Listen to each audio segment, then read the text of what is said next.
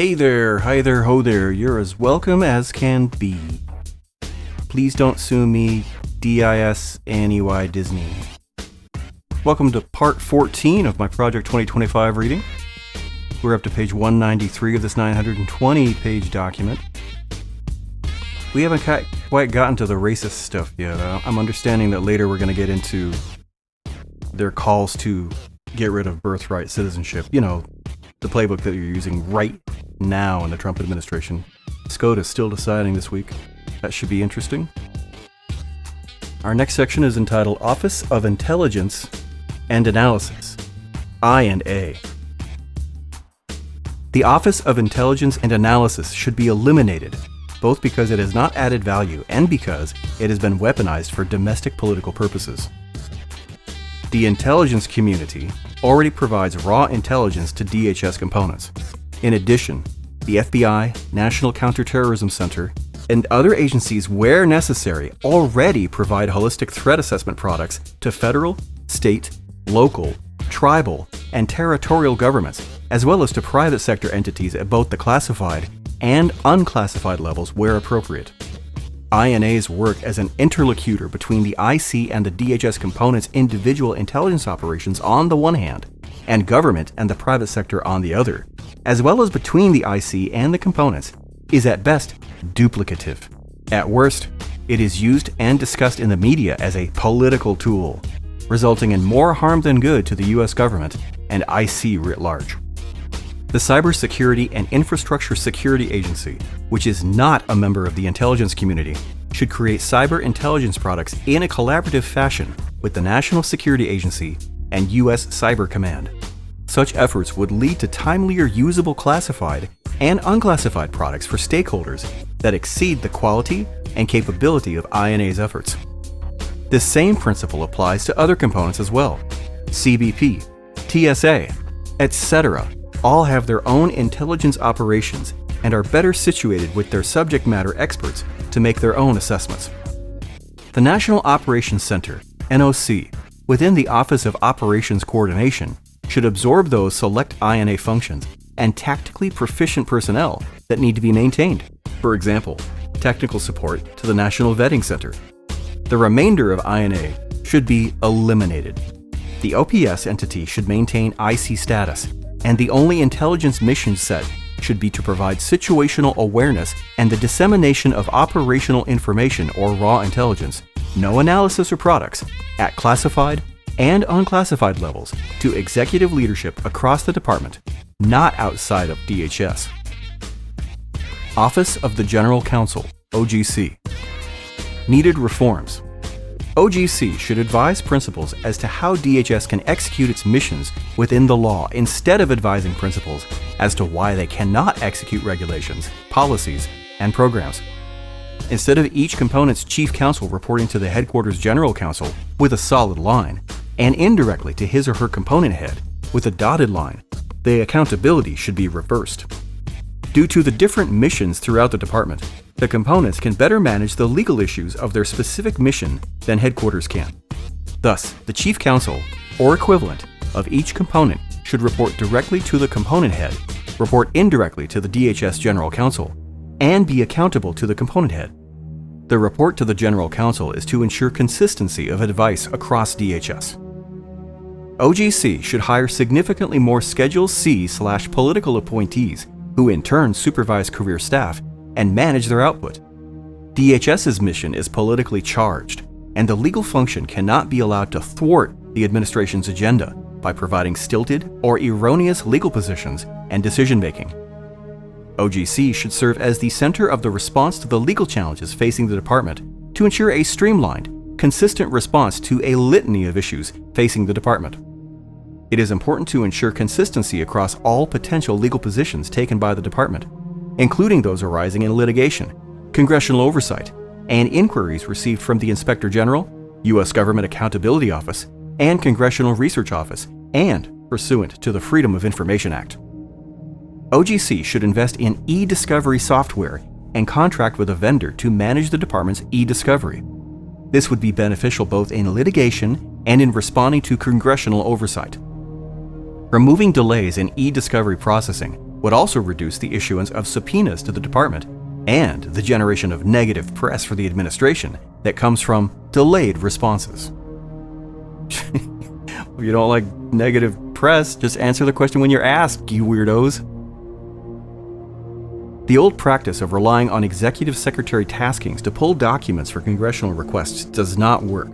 It is slow. The metrics for what documents are gathered and how are unclear, and the components do not gather responsive material in an efficient manner. Document gathering should come from the Office of the Chief Information Officer or a relevant technological element within the department that can pull responsive communications quickly.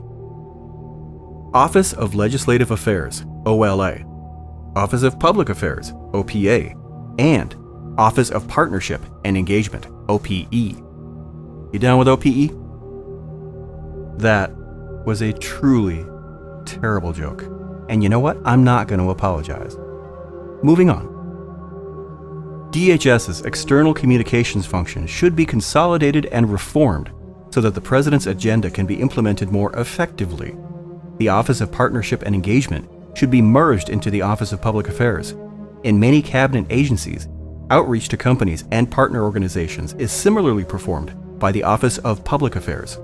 This would also accomplish a needed DHS organizational and management reform to decrease the number of direct reports to the Secretary. Both public and legislative affairs staff in the components should report directly to their respective headquarters equivalent.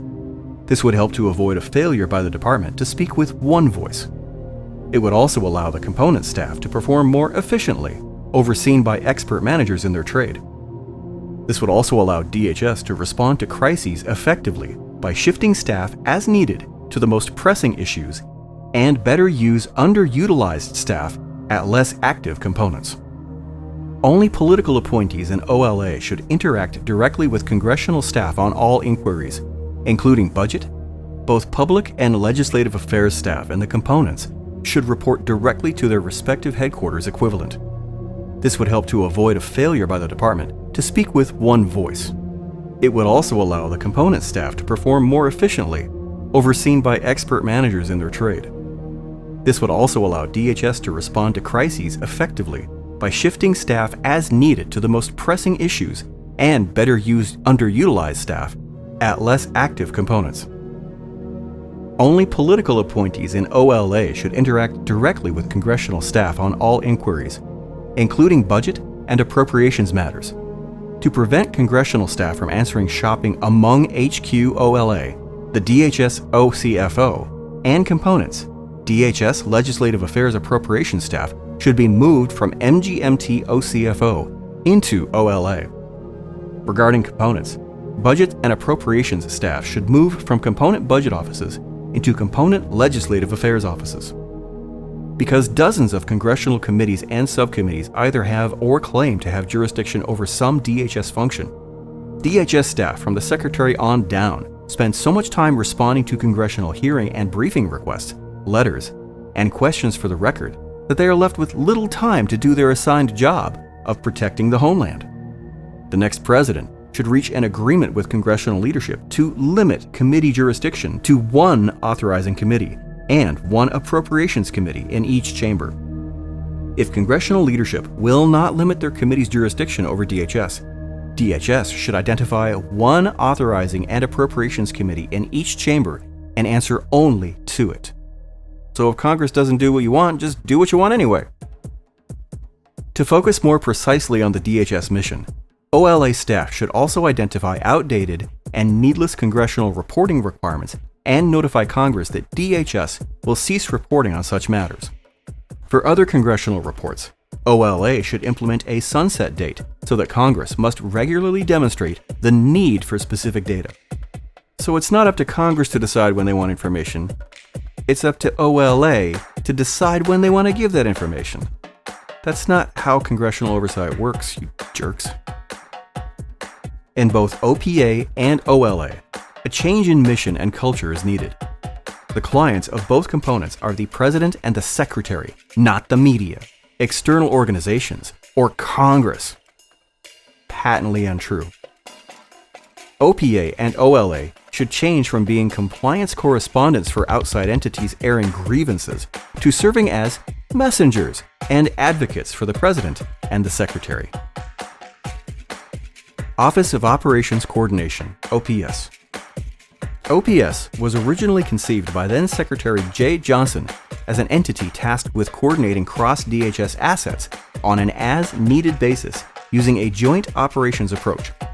This role is particularly challenging because of the disparate nature of mission sets across DHS. OPS should absorb a very small number of tactical intelligence professionals from I&A, as the rest of I&A is shut down. Such intelligence officers would be a subordinate element within OPS, placed within the National Operations Center. The intelligence officers would provide tactical intelligence support for upcoming or ongoing operations, in addition to liaising with their agency/component counterparts. There would be no strategic intelligence analysis done as part of OPS or its new I&A sub-element. In addition to facilitating all of DHS coordination on a task-by-task basis, OPS would be responsible for ongoing situational awareness for the Secretary and Deputy Secretary. In addition to long-term staffing, OPS would have cycling billets from each of the major agencies and components to facilitate its most effective working relationships across DHS. Office for Civil Rights and Civil Liberties and Privacy Office. The Homeland Security Act established only an officer of CRCL, not an office. The only substantive function Congress then assigned to the officer was to review and assess information alleging abuses of civil rights. Since then, Congress and CRCL have significantly expanded CRCL's scope and size well beyond its original intent or helpful purpose. CRCL now operates and views itself as a quasi-DHS Office of Inspector General. This results in a considerable waste of limited component resources, which are routinely tasked to address redundant, overly burdensome, and uninformed demands from CRCL. It is therefore important to recalibrate CRCL's scope and reach. Let me get this straight. The people who receive complaints about civil rights and civil liberties are uninformed and making ludicrous demands. Unbelievable. These people are unbelievable. The organizational structure of both CRCL and the Privacy Office should be changed to ensure proper alignment with the department's mission. The Office of General Counsel should absorb both CRCL's and PRIV's necessary functions and staff. Although the CRCL officer and the Freedom of Information Act officer/privacy officer are statutory, their offices are not mandatory. CRCL and PRIV officers and employees should report to a Deputy General Counsel, who would be a political appointee. The CRCL officer should focus on equal employment opportunity, EEO compliance, and the civil liberties function, and investigate matters only within headquarters or support components. Operational components' civil liberties officers should investigate incidents regarding their own agencies. The CRCL officer should ensure that all civil liberties or civil rights complaints are sent to the Office of Inspector General for review. If the OIG chooses not to investigate, the CRCL officer should only provide supportive information on possible courses of action for complainants. The PRIV officer and FOIA officer should focus on FOIA, Privacy Compliance Policy, and Privacy Incident Response. The Deputy General Counsel should provide guidance to DHS leadership regarding privacy compliance and privacy incident response. To ensure that only U.S. persons and lawful permanent residents are provided protections as required by the Privacy Act, all DHS issuances should be updated to reflect that DHS protects the privacy of individuals as required by the Privacy Act, U.S. persons, and lawful permanent residents. The Judicial Redress Act of 2015, and any U.S./European Union data protection and privacy agreement. Because of the lack of public interest in the Office of Intelligence and Analysis, CRCL and PRIV staff should no longer review intelligence products or provide guidance on any intelligence products or reports. A consistent, clear, and singular message is necessary for DHS's mission. Therefore, all communications and/or meetings with any federal, state, local, or non-government groups should be limited to the Deputy General Counsel. In addition, given the narrower scope of work, OGC should disband the outside advisory boards and the more than 50 working groups in which CRCL and PRIV currently participate. Finally, CRCL and PRIV should no longer issue bulletins or periodicals. Don't want people informed about civil rights issues. Office of the Immigration Detention Ombudsman and the Office of the Citizenship and Immigration Services Ombudsman. OIDO. The Office of the Immigration Detention Ombudsman should be eliminated. This requires a statutory change in Section 106 of the Consolidated Appropriations Act of 2020. OIDO was designed to create another impediment to detention through an additional layer of so-called oversight. An ombudsman is literally oversight. So-called oversight, they say. Several agencies already perform detention oversight. ICE conducts internal audits of facilities and investigates complaints against ICE agents through the Office of Professional Responsibility. Similarly, CBP accepts individual complaints regarding facilities through the Joint Intake Center and manages complaints against agents through the OPR. In addition, CRCL, OIG, GAO, and Congress all perform detention oversight. These multiple bodies place unmanageable and unreasonable burdens on ICE to manage several sometimes inconsistent audits or inspections at the same time. If OIDO remains a DHS component, the Secretary should immediately issue a directive stripping CRCL of its immigration portfolio. OIDO is in a better position with dedicated resources and immigration experts to perform this function than CRCL is. Allowing both offices to conduct detention oversight is duplicative and wasteful. The Secretary should conduct a thorough review of Directive 0810.1, which is widely interpreted as requiring a wholesale referral of cases to OIG. In reality, OIG investigates only a small fraction of them and often sits on cases for longer than the 5-day window specified in the directive. Meanwhile, the other agencies wait in limbo to execute their duties. Take a sip of my concoction today. Oh, today is light rum with pink lady apple kombucha and sparkling water. People complain if I don't tell them what I had to drink. Doug, you didn't tell us what you drank today. I think that's funny. All right. CISOMB. The Office of the Citizenship and Immigration Services Ombudsman should be eliminated. The DHS bureaucracy is too large, and the Secretary has too many direct reports. CISOMB's policy functions can be performed, and sometimes already are, by OIG and GAO. The specialized casework can be moved into USCIS as a special unit, much like the IRS taxpayer advocate. This would require a statutory change to Section 452 of the Homeland Security Act of 2002. If CISOMB continues as a DHS component, a policy should be issued that prohibits CISOMB from assisting illegal aliens to obtain benefits. Currently, approximately 15% to 20% of CISOMB's workload consists of helping DACA applicants obtain and renew benefits, including work authorization. Well, yeah, they're allowed to be here if they're under DACA, you freaks. This is not the role of an ombudsman. In addition, the government should be a neutral adjudicator, not an advocate for illegal aliens. Agency relationships.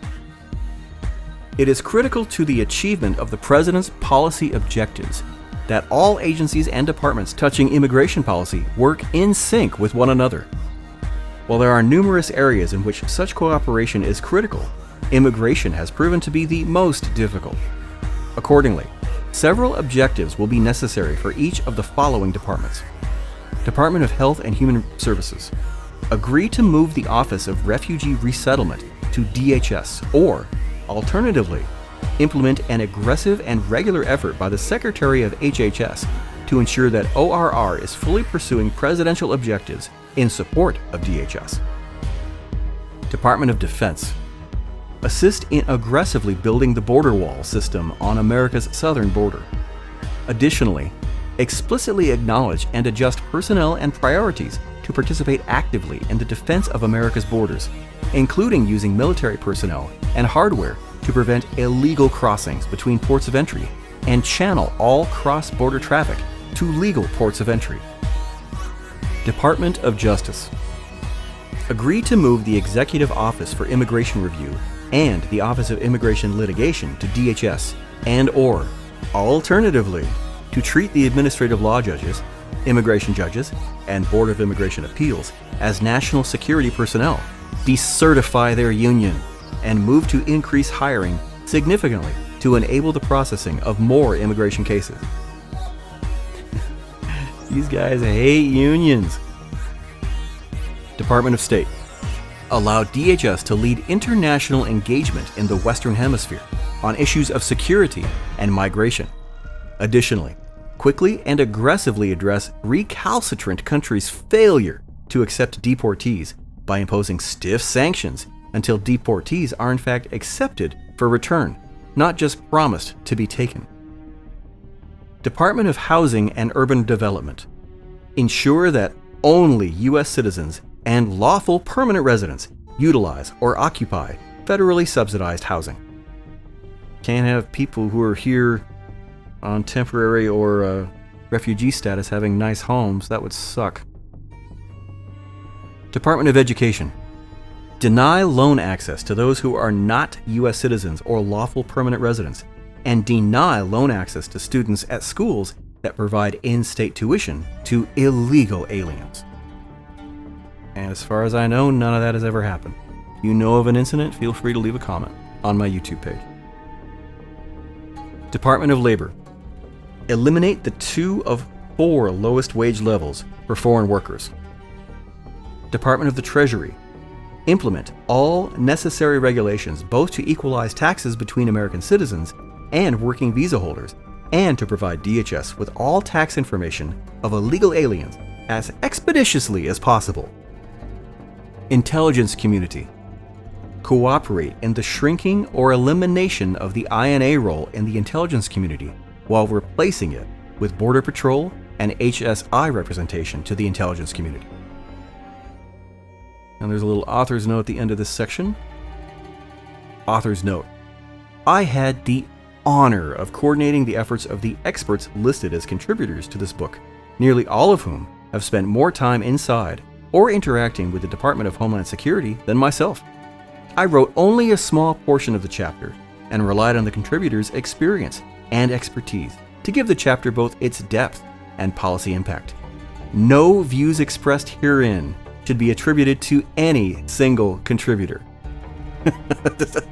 That's massive plausible deniability. I didn't say that.